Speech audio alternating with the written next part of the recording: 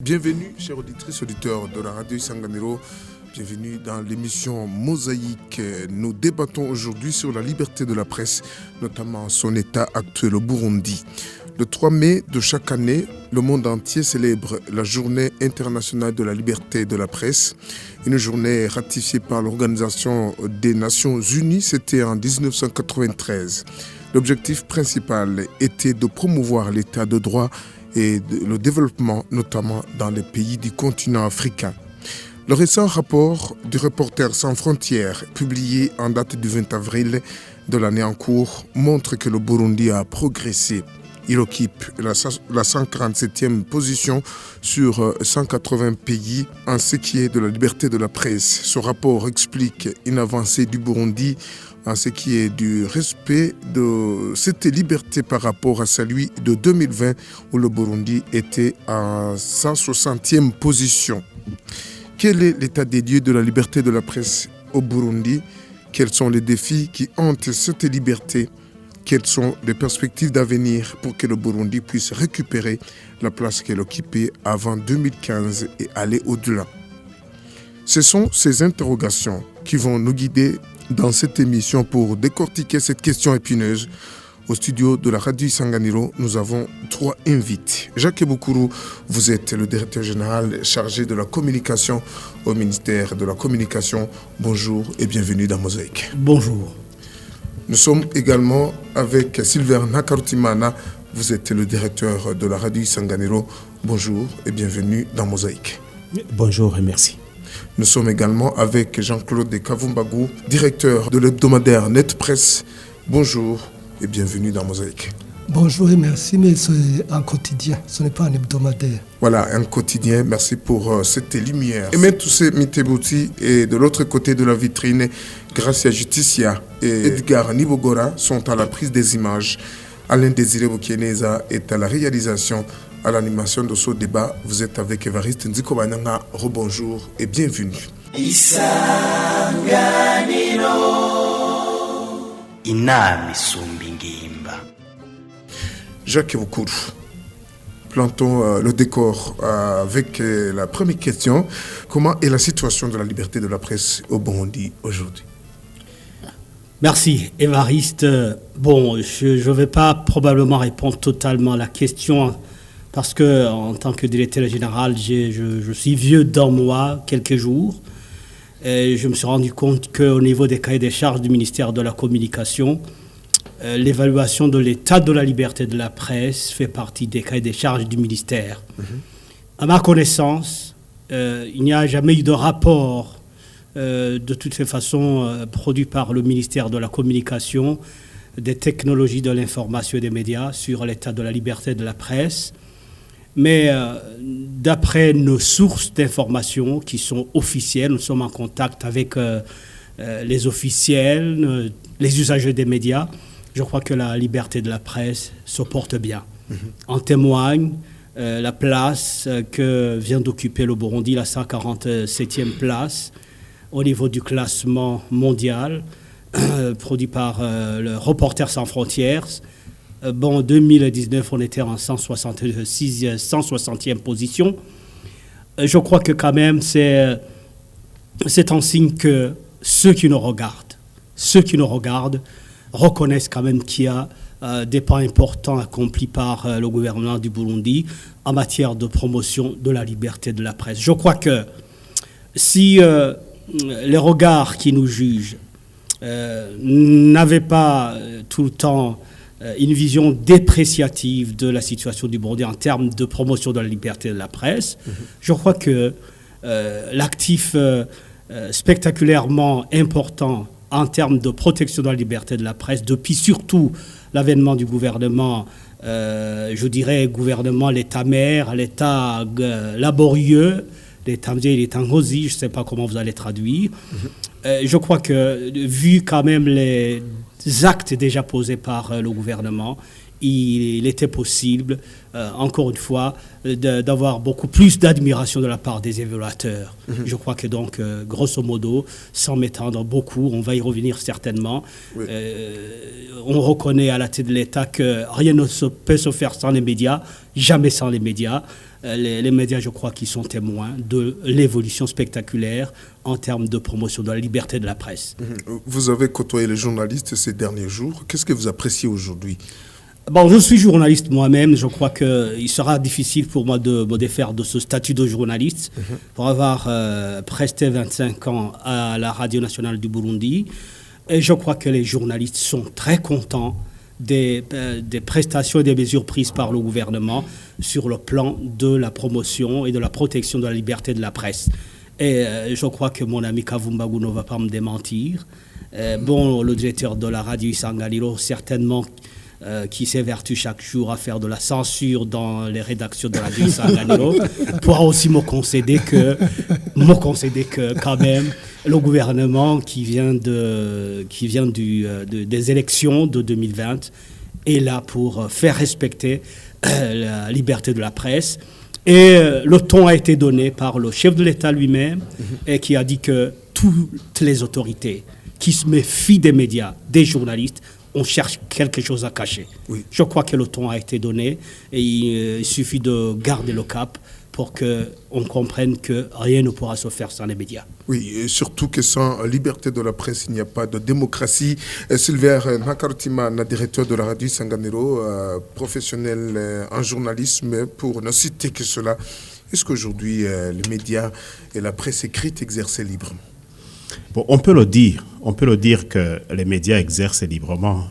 C'est en comparaison avec certaines périodes où il était presque difficile vraiment d'exercer le métier de journaliste.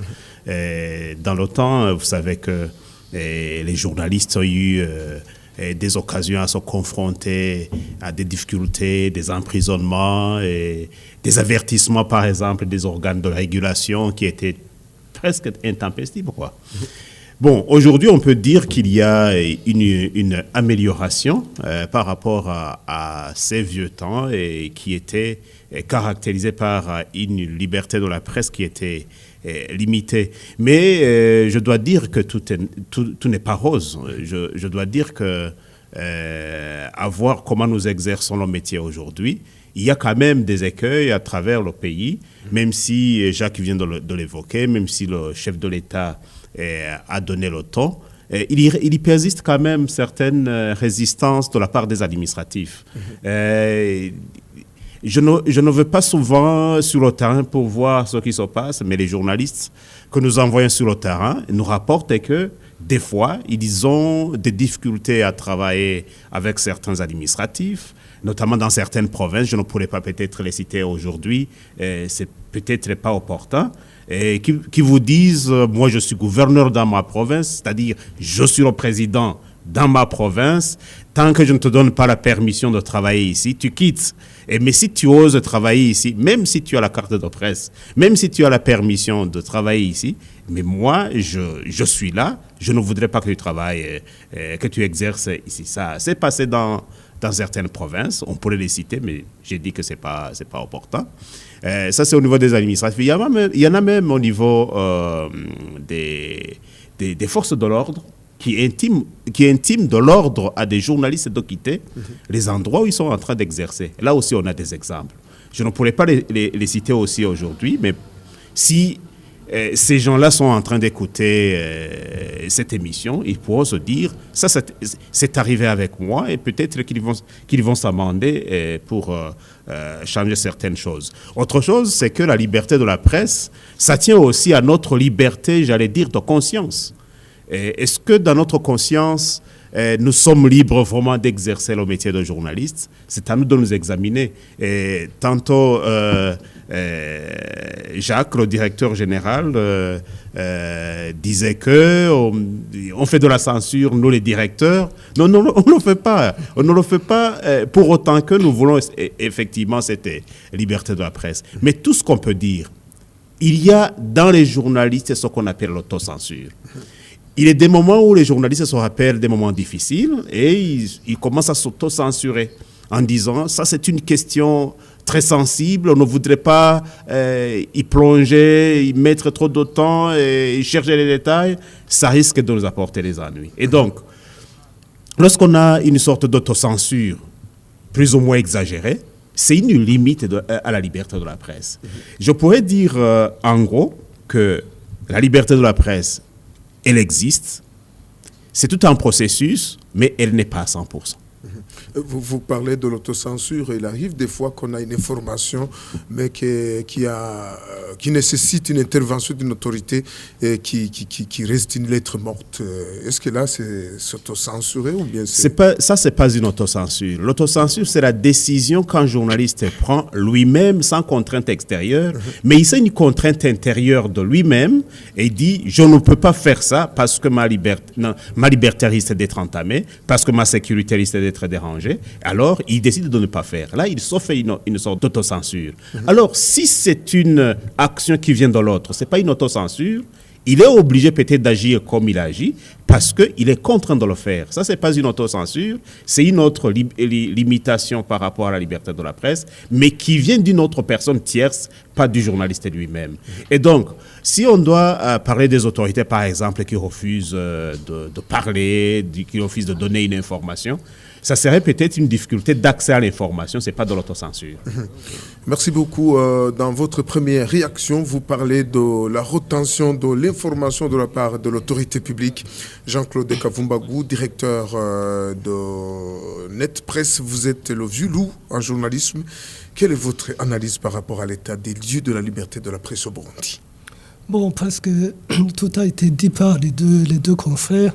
Mais je dois dire qu'aujourd'hui, la liberté de la presse, on peut dire qu'effectivement, elle existe. Au regard même de la libération récente des journalistes de Iwachu.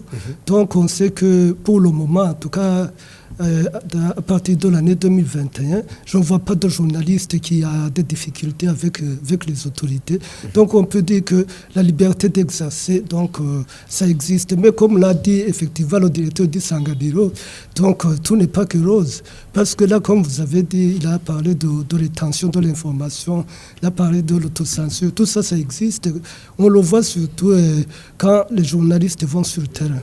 Donc c'est là où on voit qu'il y a des gouverneurs, des militaires, comme on dit, donc, qui ne veulent pas que les journalistes s'expriment.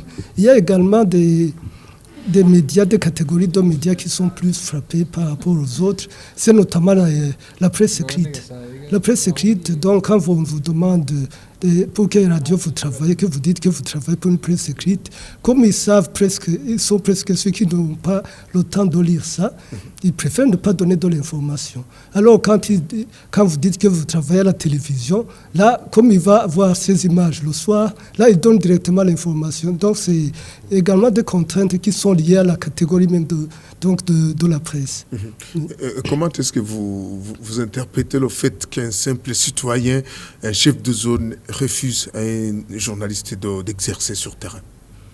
Bon, de toute façon, l'explication est tout à fait simple. C'est qu'il y a des gens qui ne maîtrisent pas le fonctionnement de la presse. Il y a des gens qui ne maîtrisent pas le bien fondé de la presse. Il y a des gens qui savent que s'exprimer au niveau de la presse, c'est carrément se suicider. Donc, ils préfèrent ne pas donner l'information, alors que donc, d'après même la constitution du pays, il doit donner de l'information. Mais il sait que pour ne pas s'attirer des ennuis, ou alors comme il ne sait pas que le journaliste peut faire des choses aussi bien comme il le veut, il préfère ne pas donner l'information. Donc, c'est aussi l'ignorance des autorités locales qui ne savent pas comment fonctionne la presse.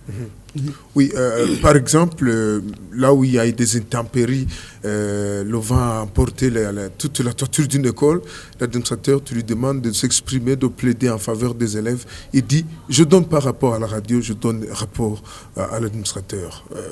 C'est cette ignorance que vous voulez parler là. Oui, tout à fait. Parce que là, il ne sait pas que quand il donne l'information à la radio ne donne pas l'information à Evariste Nsekobanyanga, ne donne pas l'information à Sylvain, ne donne pas l'information à Jacques Boukou. Donc il donne l'information au public qui écoute cette radio. Ce n'est pas parce que je ne veux pas écouter la radio Isanganiro que je pénalise le directeur ou le journaliste d'Isanganiro. Non, je pénalise des gens qui veulent écouter la radio Isanganiro. Donc donnez l'information, vous ne donnez pas l'information au journaliste, mais le journaliste est là pour relayer l'information au public. C'est ça la nuance. Oui, merci beaucoup Jean-Claude de Kavumbagou. L'on entend dans les deux interventions la rétention de l'information de la part des autorités, de l'autorité publique au sein du ministère de la Communication. Qu'est-ce que vous en dites? Je crois que, si on écoute bien les deux responsables des deux médias, certainement qu'ils représentent d'autres médias, et ils parlent de la résistance de la part des administratifs qui obstruent l'accès au terrain, sur le terrain. Je crois que nos journalistes devraient, si ces situations existent, parce que je crois que c'est vrai qu'on est en 2020, l'évaluation a été faite en 2020, avant les élections, probablement ce genre de situation existait. Mais le dire aujourd'hui, je crois que ce serait très compliqué si le chef de l'État, qui suit régulièrement la situation sur le terrain, on entend des autorités, des chefs de zone, des chefs de colline, des gouverneurs qui obstruent l'accès sur le terrain. Ce serait vraiment très compliqué. D'autant plus qu'on a placé tout un dispositif qui permet quand même aux médias, aux journalistes, de dénoncer ce genre d'entrave. Si ça n'a pas été fait, ça veut dire qu'on est toujours prisonnier d'un passé récent qui veut qu'on voit tout le temps des autorités qui refusent à des journalistes d'accéder sur le terrain. Ce n'est pas le cas aujourd'hui. Alors maintenant, le cadre normatif, qui devrait être maîtrisé par les journalistes, prévoit que quand même chaque journaliste qui a la carte de presse parvienne à enquêter sur le terrain sans entrave, sauf dans les lieux protégés. Il a le droit d'aller sur le terrain, enquêter sur les faits qui conditionnent la vie publique. Il faut que nos amis journalistes maîtrisent cette loi, la loi de la presse de 2018. Alors là, leur matériel doit être protégé en termes de sécurité. Il faut que, quand ils aillent sur le terrain, ils aient la loi sur eux afin de la brandir à ceux qui leur interdisent d'enquêter sur le terrain. Maintenant, ça devrait être probablement fictionnel pour l'instant. Et l'autocensure maintenant, l'autocensure vient de la peur des journalistes. Et est-ce qu'il n'y a pas intimidation là? Intimidation, oui. Quand le chef de l'État, au sommet de l'État, dit non, pas question d'intimider les journalistes, y compris... on n'intimide pas les journalistes, rien ne peut se faire sans les médias, jamais sans les médias. Est-ce qu'il y a quelqu'un qui peut intimider les journalistes? On a quand même des possibilités d'entrer en contact avec le chef de l'État qui est très accessible, qui projette une image d'accessibilité. Je crois que celui qui le ferait serait en train de se suicider. Il serait destitué. Je crois que s'il y en a l'un ou l'autre qui tenterait de le faire, ce sera ses risques et périls. Maintenant, l'autocensure, la peur. Il faut avoir peur de ceux qui ont peur. Un journaliste qui a peur, il est dangereux. Absolument. Dangereux. Il faut avoir peur de ceux qui ont peur. Il y a des gens qui travaillent sur la peur des gens. Oui. Et un journaliste qui a peur, c'est un journaliste dangereux. Oui. Or, il y a des stratégies. Le journalisme a tout prévu. Il a tout prévu. Le journalisme ne peut pas être exercé par des gens qui ont peur, par des couards. Il y a un minimum de courage dont on doit s'armer pour exercer le métier de journalisme. Alors, il se fait que malheureusement, le métier de journalisme a explosé, pour emprunter le terme d'Ignace Ramonet qui a dirigé le monde diplomatique de 1990 à 2008. Le métier a explosé. Il a accepté en son sein des amateurs qui ne savent pas comment s'armer pour contourner la peur, exercer, faire la quête de la vérité, rechercher, afin de faire profiter aux Burundais, au peuple burundais, le savoir qu'ils doivent avoir pour façonner leur bien-être. Je crois que donc le métier a tout prévu. Il ne faut pas que l'on rejette tout sur le gouvernement. Nous devons nous professionnaliser au sein des rédactions. Nous départir de nos attitudes de peur Et effectivement, quand on écoute les informations, quand on suit un peu les émissions, on sent qu'il y a de la peur. J'ai eu à le dire au directeur de la radio Sanganiro. Je dis, bon, si on écoute la radio Sanganiro, on a du mal à la reconnaître. Aux périodes d'avant 2015, qu'est-ce qui se passe? On dit les gens ont peur. Bon, si les gens ont peur, il faut les réformer, amener des gens qui n'ont pas peur, qui sont bien professionnalisés. Oui, Jacques, puisque le métier doit être exercé par des gens qui n'ont pas peur. Oui. Des téméraires. Non, pas des téméraires, pas des intrépides, mais qui s'appuient sur les règles du métier pour exercer. Je suis désolé. Hein. Oui, tout à l'heure. Alors, l'accès difficile à l'information maintenant. Il y a des pays qui ont voté des lois qui contraignent ceux qui détiennent l'information à la donner de force. Ce n'est pas encore le cas ici. Même dans ces pays où on a voté ce genre de loi, l'information n'est pas fluide. L'information n'est pas fluide. Mais là aussi, ce n'est pas parce que les gens refusent de donner l'information que la vérité ne doit pas se manifester. C'est impossible. Le métier a tout prévu. Oui. Le métier a tout prévu. Il y a un problème probablement au niveau de... J'en parlais dans un atelier de formation lundi et mardi à Ngozi, 2 semaines avant à Gitega avec des confrères. Je crois que nous devons avoir un carnet d'adresses. C'est un problème de carnet d'adresses pour nos journalistes. Ouais.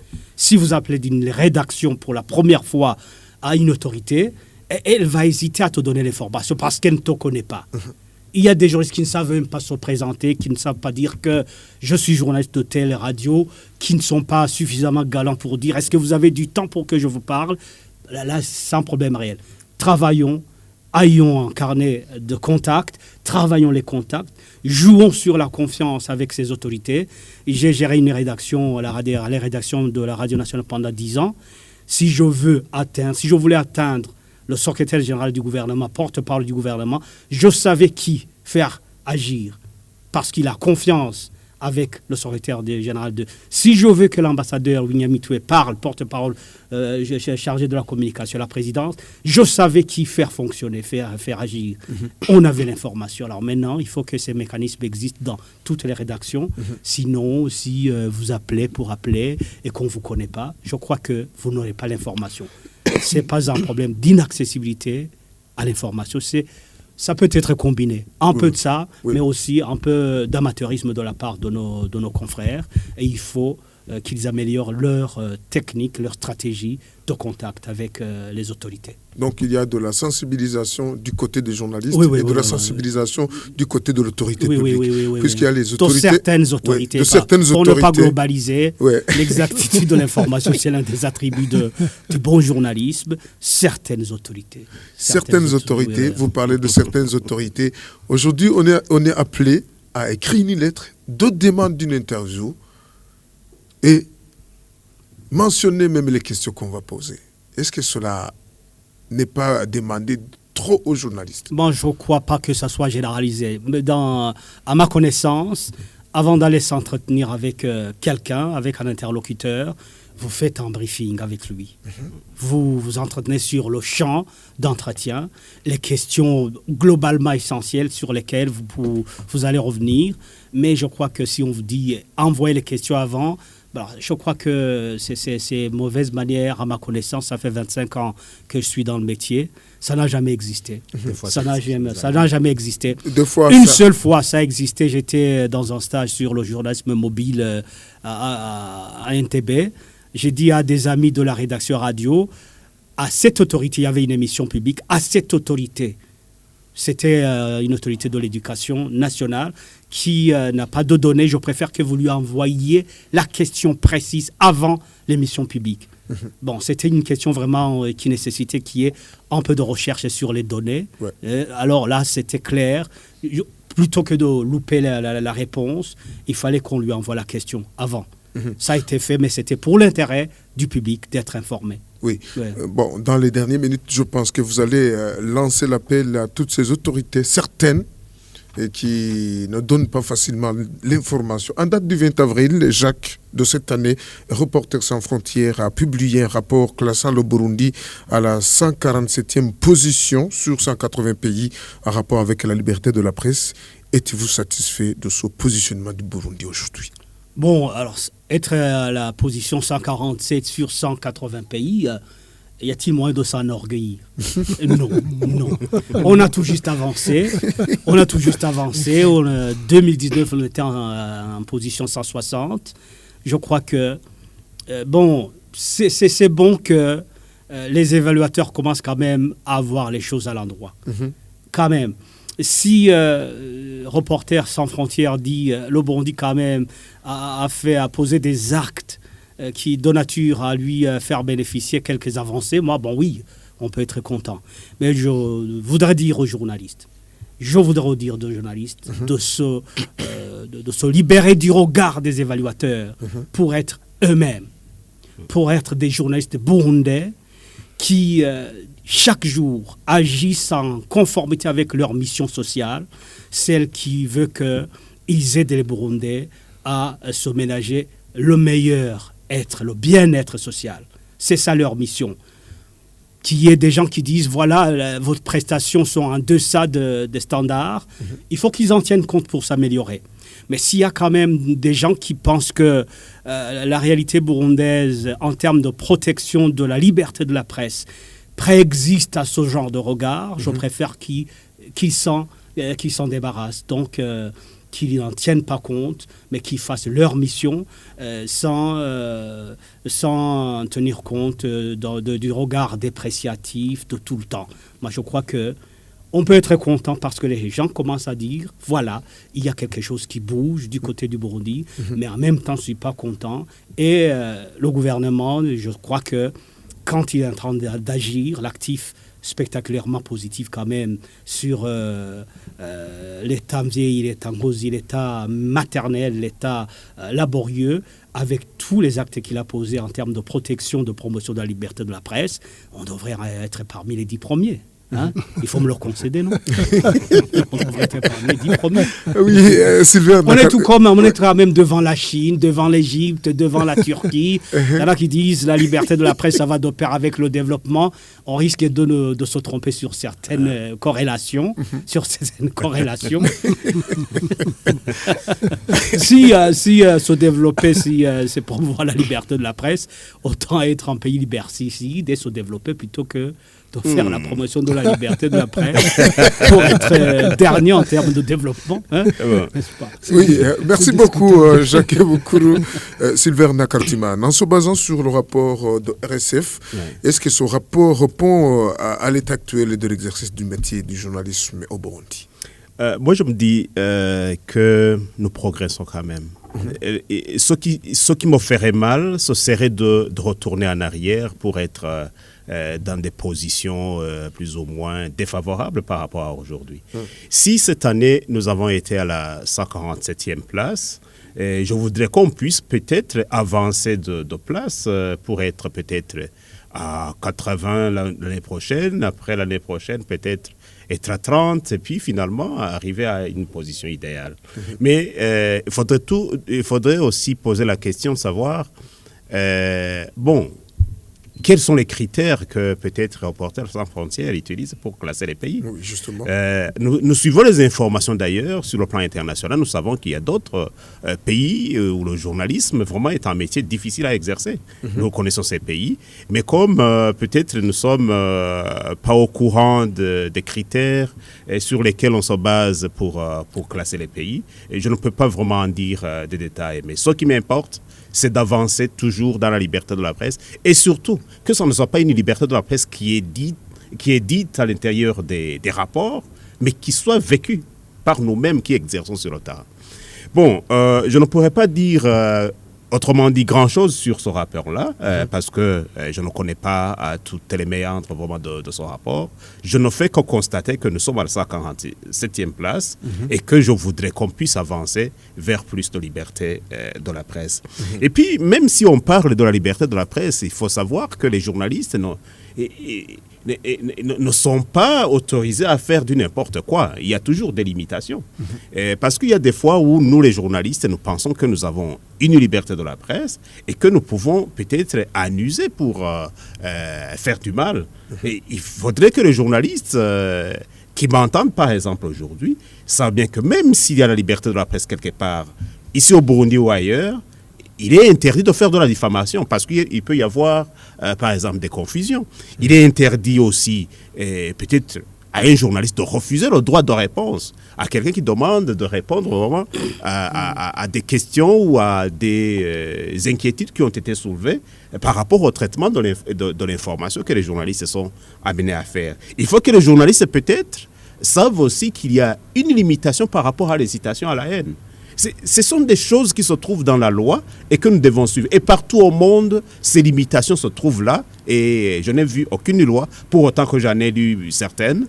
Je n'ai trouvé aucune loi vraiment qui incite, par exemple, et qui permet l'incitation à la haine ou à la violence. Ou, je ne sais pas, il y a toujours des limitations. Mais en même temps qu'on a les droits, il y a toujours des limitations. Les droits, on peut dire peut-être que nous pouvons protéger nos sources.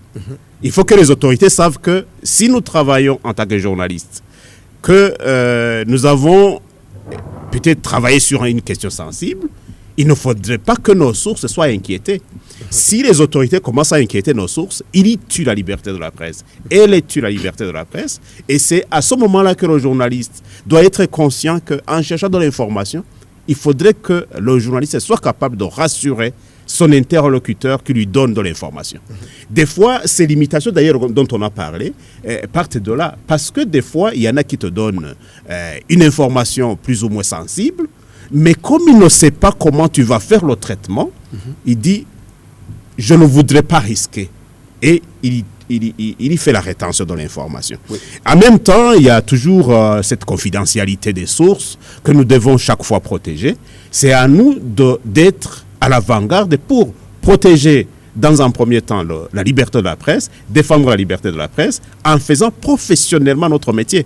Parce que si nous allons à côté, c'est nous-mêmes qui serons en train de tuer cette liberté de la presse qui est tant chantée, qui est tant voulue, pour que nous puissions avancer dans des positionnements par rapport à des rapports des organisations comme Reporters sans frontières et même d'autres.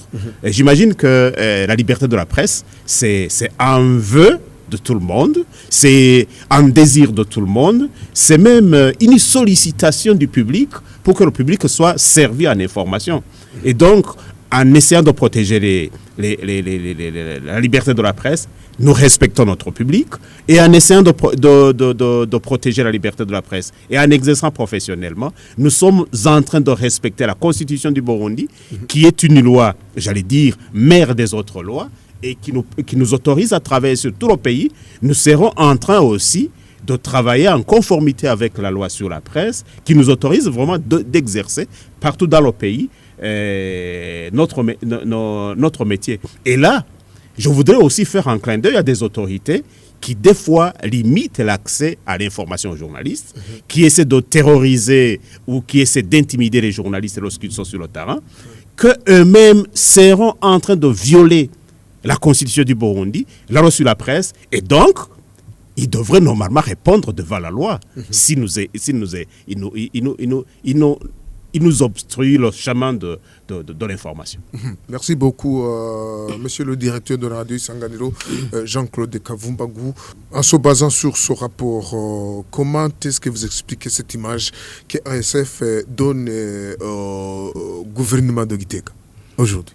Bon, comme les autres ont dit, on ne peut pas dire beaucoup de choses sur ce rapport parce qu'on ne connaît pas ce qui a motivé. Donc, ce rapport, on ne sait pas pourquoi le Burundi a été classé 147e. Ça pouvait être classé 180e ou 120e, on ne sait pas. On ne sait pas exactement pourquoi ça a été classé donc 147e position.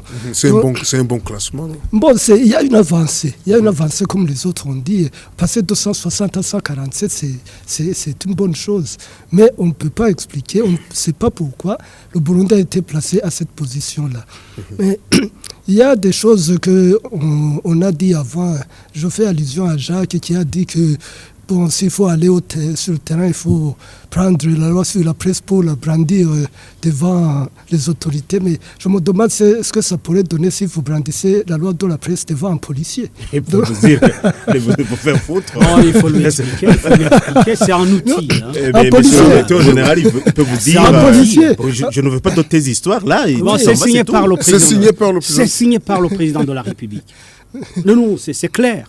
Oui, c'est clair. Et s'il vous dit, je sais que c'est signé par le président de la Alors, République. c'est un rebelle. Non, Ah, il bon, faut dire que, voilà, il faut le traiter que comme vous faites tel. votre travail, que lui fait son travail. Ouais. En d'autres termes, là, Ouais. c'est un conflit. Alors là, on fait chemin retour. Oui. C'est tout. Non, de toute façon, c'est qu'à n'existe plus, je crois. Avec les boîtes à suggestions, avec l'accessibilité du chef de l'État et d'autres instances, je crois que ce serait hasardé de la part d'un certain nombre de ce genre d'acteurs d'obstruer l'accès sur le terrain. Ça m'étonnerait. Le journaliste Franchement. intelligent, il va être petit, il va être humble pour ne pas risquer la vie. Hein. Non, c'est la peur dont je te parlais. Et si ça C'est vrai arrivait, qu'est-ce qu'on pourrait penser? Le journaliste, il doit être humble, il doit être modeste, Bon, de toute mais façon. la peur, c'est pas une attitude à adopter côté journaliste, Non, ce parce n'est que pas- il y a des modules sur la sécurité des journalistes en milieu sensible. Je crois qu'il faut les enseigner, les vulgariser. Il y a des stratégies pour contourner ce genre d'entrave à l'exercice de la liberté de la presse. Je crois qu'on n'a pas insisté suffisamment sur ce genre de module. Et j'ai l'impression qu'on devrait parler avec les responsables des médias, avec les organisations des professionnels des médias, pour que les journalistes savent comment se contourner, se comporter dans ce genre de situation. Où des gens peuvent les intimider, ou même on peut aller jusque dans d'autres pays, dans des pays où il y a de la violence, où on peut même kidnapper des journalistes. Il y a des attitudes à adopter en termes de sécurité de journalistes. Bon, je crois que c'est pas beaucoup de journalistes qui sont au courant de ça, mais les modules existent, des formations devraient être organisées pour que quand même ils ne partent pas battus, alors que quand ils doivent exercer leur mission de journaliste comme guide de la société, parce qu'ils sont guides de la société. Alors, si on vous empêche d'être guide de la société, alors vous démissionnez. Vous démissionnez. Et c'est pas aussi facile d'émissionner. Et alors là si c'est de la mangécratie, dans les médias, ce serait très compliqué. Oui, Kavoum Bagou, tout à l'heure, vous avez parlé de la libération des journalistes et du groupe de club de presse Iwachu. Est-ce que ça pourrait pas être une motivation de la part de RSF de classer le Burundi à cette 145e position? Bon, je ne crois pas. Je ne crois pas parce que là, la libération est intervenue au mois de décembre 2020. Donc, qu'il y ait cette référence pour classer le Burundi, donc faire un bond de 13 places, je ne crois pas. Il doit y avoir d'autres choses qui ont été prises en considération. Sinon, la libération s'est faite le 23 ou le 24 décembre. Donc, certainement que le rapport était presque... Donc, en termes il était presque confectionné au moment où on a libéré les journalistes. Donc, certainement qu'il y a d'autres choses, mais je ne peux pas dire lesquelles pour le moment. Mais ça peut être un facteur, mais comme ça a eu lieu au mois de décembre, je ne crois pas que ce soit le facteur déterminant. Oui, Jacques Boukourou, le président de la République, Evariste Ndayishimiye, a indiqué dans une de ses sorties médiatiques qu'il a besoin d'une étroite collaboration avec l'autorité publique et la presse. Ça ne pourrait pas motiver ce courage des RSF qui était ennemi juré de Gitega durant une dizaine d'années que le Burundi était mal vu par la communauté internationale. Bon, je crois que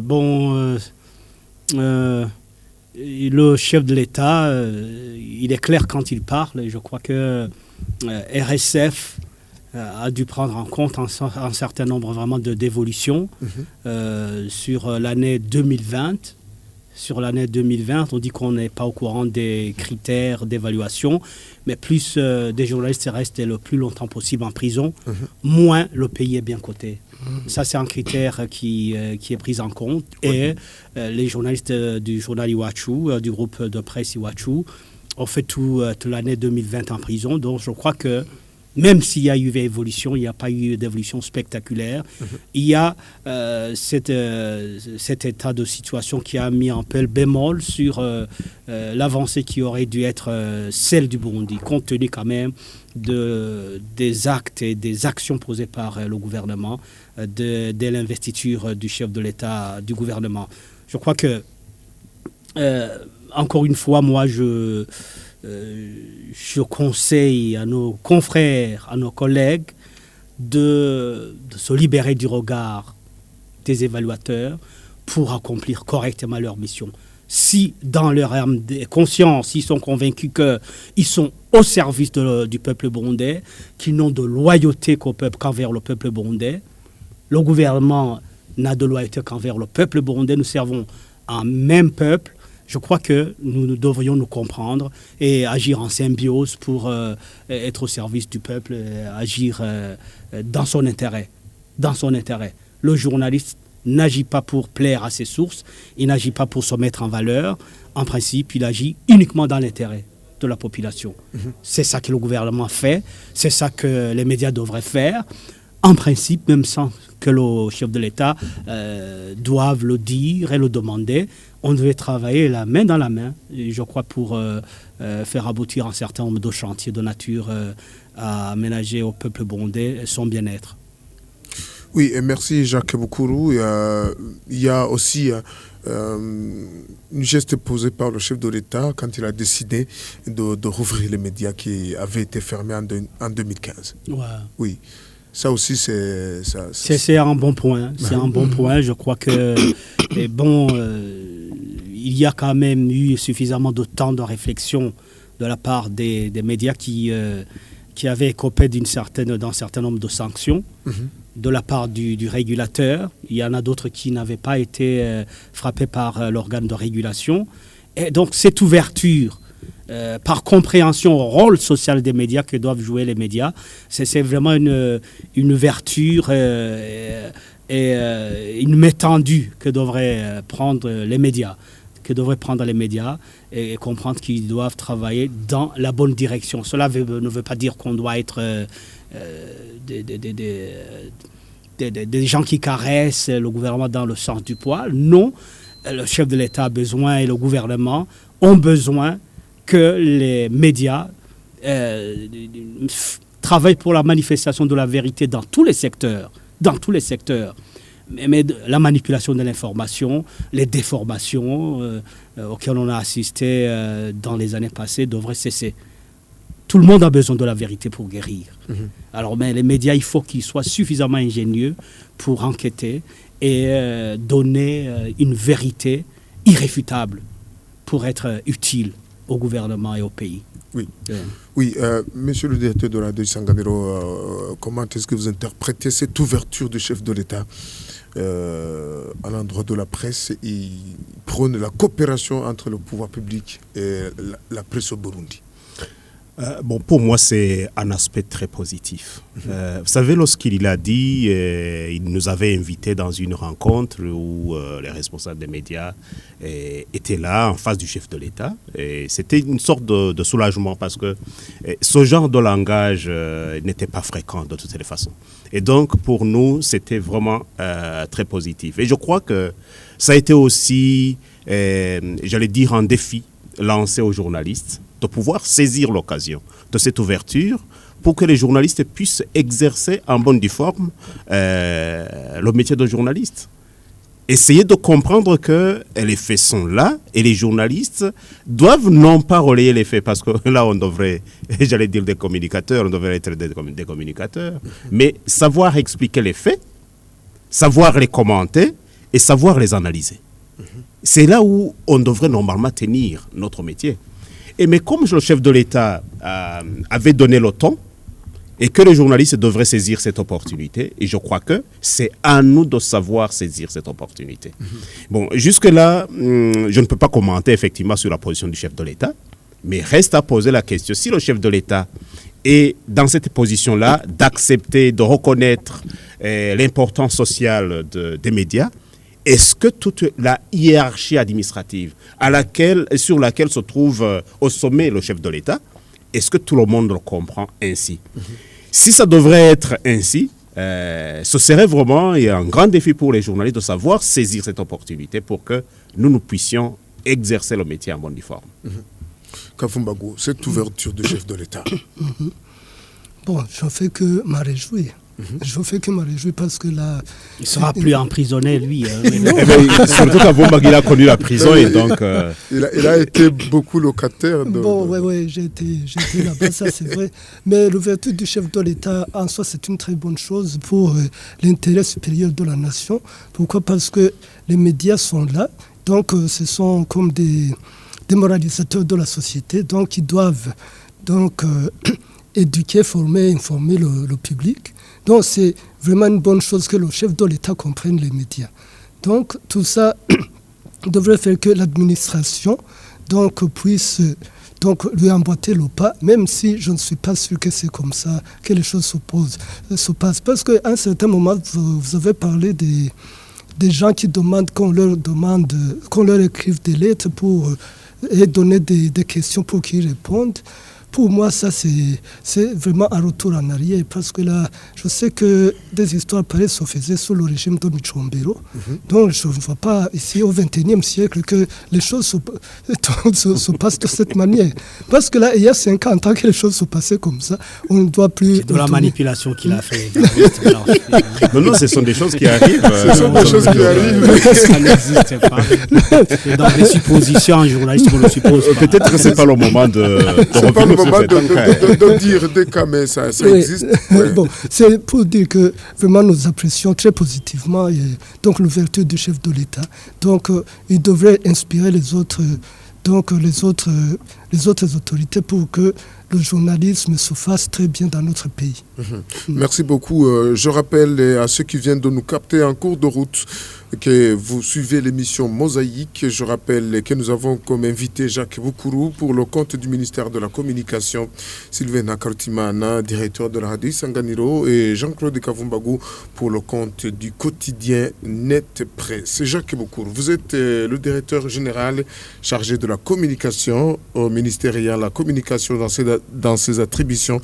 Il y a des médias qui jadis se mettaient à partir du Rwanda voisin qui ont été fermés, mais 2 ou 3 semaines après, on les a entendus encore une fois émettre. Comment est-ce que vous appréciez ce genre de situation? Je ne sais pas si je suis bien placé pour commenter sur des médias qui ne sont pas partenaires du ministère de la Communication. Je suis mal placé vraiment pour émettre un jugement. Mais ce que je dois constater, c'est que les professionnels des médias et ceux qui pensent qu'ils sont journalistes ne sont plus les seuls à produire des contenus médiatiques. Ils ne sont plus les seuls ils n'ont plus le monopole de la production des contenus médiatiques.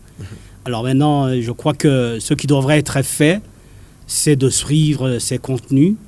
Le régulateur, on va en parler au régulateur, pour qu'ils suivent de près ces contenus, afin que probablement, en termes de régulation, ils puissent s'adapter. Puisqu'ils ne pourront pas interdire la diffusion de ce genre de contenu, certainement qu'ils vont se tourner vers un volet de la régulation qui consiste à faire de l'éducation aux médias. De l'éducation aux médias. Alerter les Burundais pour leur dire tout ce qui est diffusé n'est pas une bonne information. Il faut être éclectique, il faut sélectionner. Il y a des informations de temps en temps, non seulement dans ces médias, qui émettent en ligne, mais aussi dans les médias ici localement, qui sont agréés par le gouvernement, qui sont agréés par le régulateur.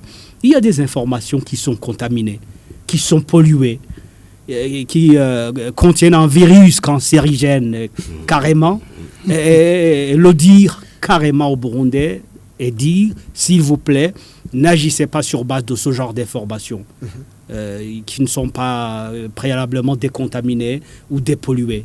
Et je crois que le ministère de la Communication et des médias, des technologies de l'information et des médias, pour bien appeler le ministère comme il s'appelle, de même que d'autres institutions du pays, devront travailler à l'émergence de ce que l'on appelle généralement une écologie une bonne écologie de l'information.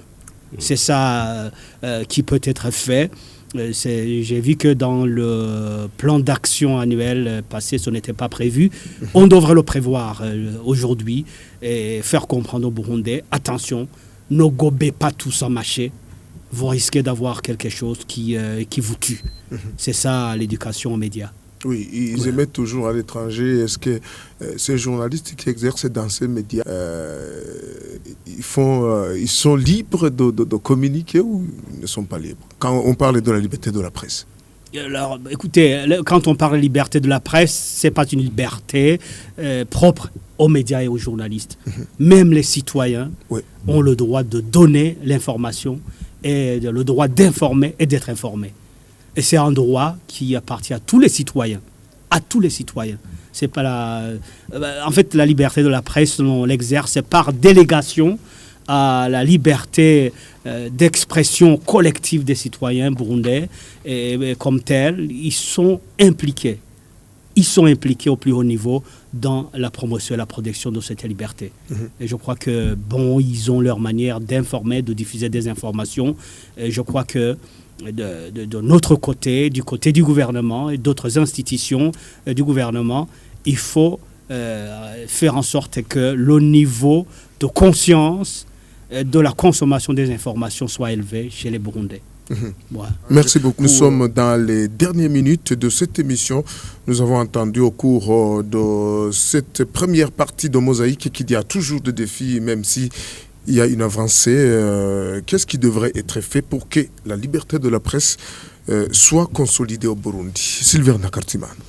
Bon, ce qui doit être fait, j'aimerais diriger d'abord, ma recommandation à mes confrères journalistes. Il faut qu'on sache que nous sommes dans un métier qui n'est pas du tout facile, mais qui a des apparences d'avoir des facilités. C'est pourquoi d'ailleurs, le directeur général le disait, il y a eu des aventurieux qui se sont invités dans le métier et qu'on a vu en train d'exercer. On voit tout ce qu'on écrit, on entend tout ce qui est dit, et donc le journalisme a été contaminé, comme il dit. Autrement dit, l'appel que je voudrais lancer aux journalistes, c'est de savoir que notre métier est très exigeant. Et lorsque nous collectons des informations non pas pour les relayer comme telles, mais pour les traiter. En traitant des informations, c'est-à-dire nous le faisons en faisant des techniques de vérification, par exemple, pour que nous soyons sûrs d'abord que ce que nous allons donner au public, nous allons donner comme consommation au public, c'est une information fouillée, avec des sources sûres, pour arriver à l'exactitude de l'information. Ça, c'est un devoir de tout journaliste. Et le traitement de ces informations va avec cette responsabilité que le journaliste a sur le plan social pour dire mon information, même si je la donne, elle a quelles conséquences par rapport à la vie nationale. Cette conscience qui devrait normalement être travaillée sans cesse au sein du métier de journalisme rendrait beaucoup plus libre le journaliste qui exerce le métier. Parce que, Jacques le disait, le directeur général, Jacques, vous allez m'excuser. Il s'appelle Jacques. Il s'appelle Jacques. Ah, très bien. J'aime cette flexibilité. C'est juste à moi. Et donc, le fait qu'un journaliste ait peur, par exemple, ça c'est une grande entrave par rapport au traitement de l'information, par rapport à l'exercice du métier. Il faudrait que le journaliste essaye de dépasser ce stade-là de peur pour arriver à un journaliste libre, capable d'exercer son métier, capable de le faire professionnellement. Et autre chose, c'est que pour qu'il y ait la liberté de la presse, il faudrait que nos partenaires dans l'information, nos interlocuteurs vers qui nous allons pour chercher dans l'information, puissent être, accessibles. L'accessibilité, c'est très important pour l'information. Et puis en plus, être capable de dire, j'ai aussi un devoir de donner cette information parce que même la loi m'y contraint. C'est-à-dire, je dois respecter la constitution du pays, je dois respecter les lois du pays pour donner cette information. C'est en son sens que la liberté de la presse pourra être développée et pourra avancer. Et si les autorités, par exemple, qui sont détentrices de l'information, si les journalistes qui sont, j'allais dire, les relais de l'information, si le public est satisfait et que tous les trois, j'allais dire, sont satisfaits, et je crois que ça sera au bénéfice de tout le pays. Oui, Jean-Claude Kavumbagou, nous sommes sur la lancée de clôturer cette émission. Qu'est-ce qui devrait être fait pour que y ait les gémiers? Tout ne doit pas être très rose. Oui, ça c'est vrai. Mais ce qui devrait être fait, c'est que, bon, il y a des choses qui devraient se faire, c'est notamment, je ne vois pas qu'il y ait actuellement des séminaires comme on en voyait avant. Donc je vois qu'il n'y a pas de formation suffisante pour les journalistes, parce que là, il y a quelques 5-6 ans, il y avait tout le temps des séminaires de formation, mais d'ici ces deux dernières années, je n'en vois pas.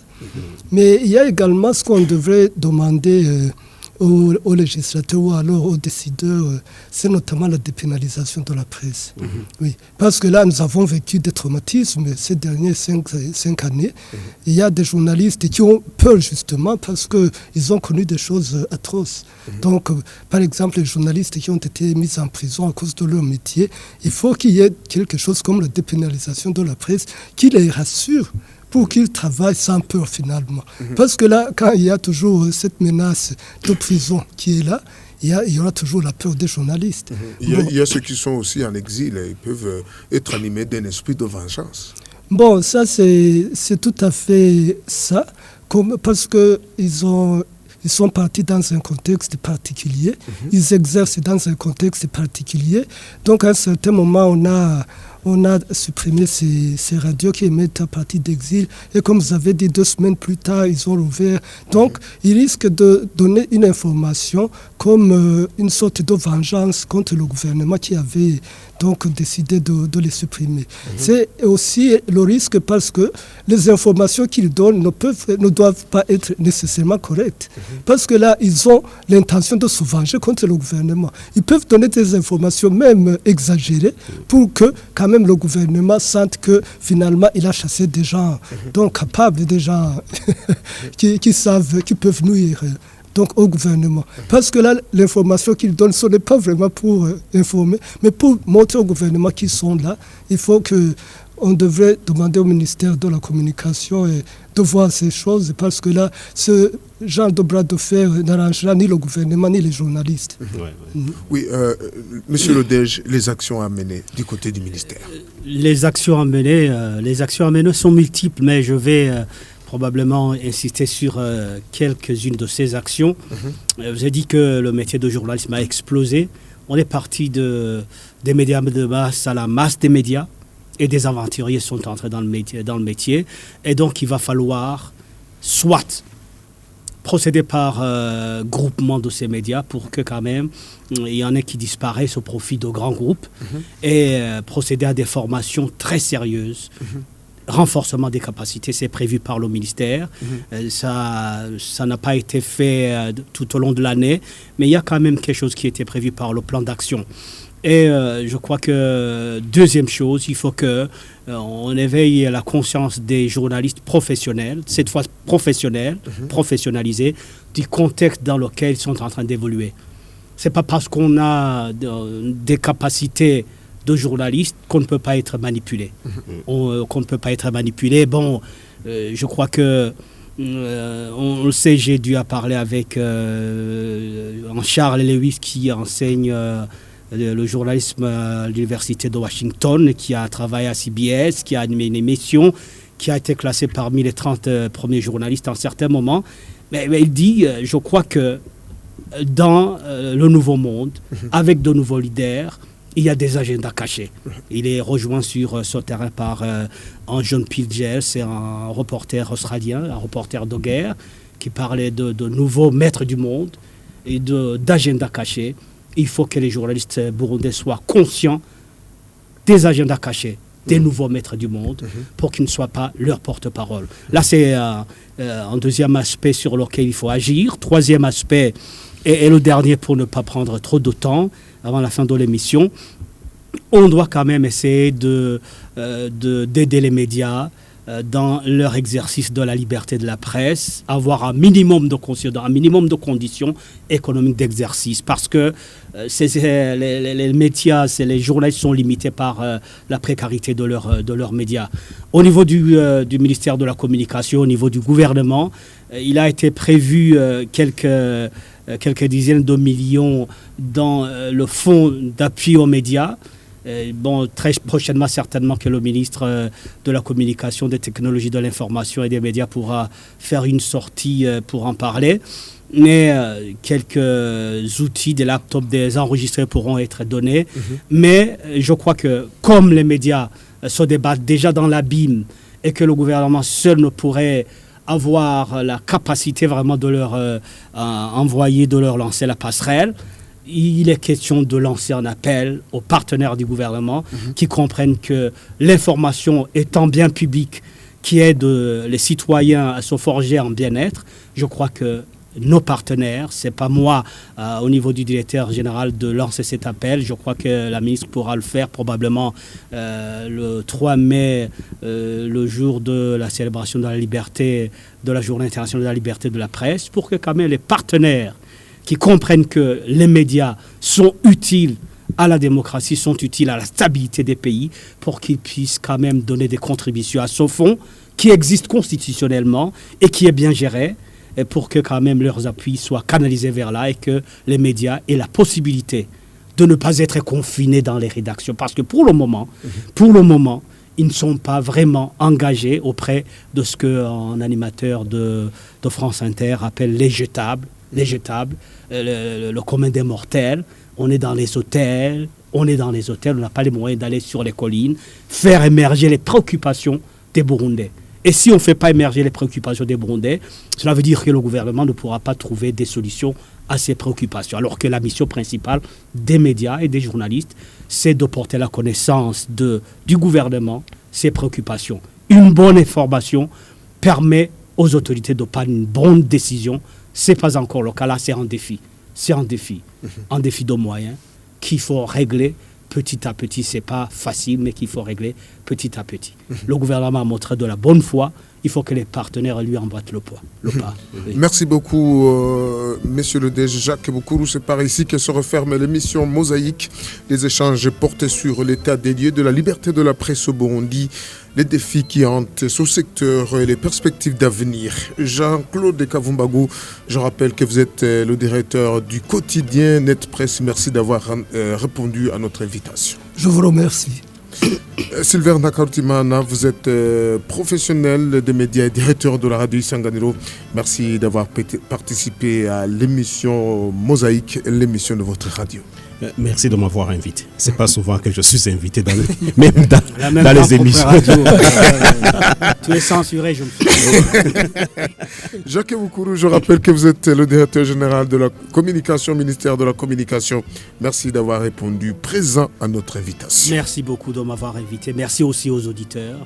Je les appelle à aider les médias à être viables et à servir leur cause. Merci. La mise en onde était assurée par Aimé Toussaint Mitebouti, Gracia Justicia Tukeze, Edgar Nivogora était à la prise des images. Alain Désiré Bokeneza était à la réalisation, à l'animation de ce débat. Vous étiez avec Evariste Nzikobanyanga. Bonne suite des programmes sur Sanganiro. À la prochaine.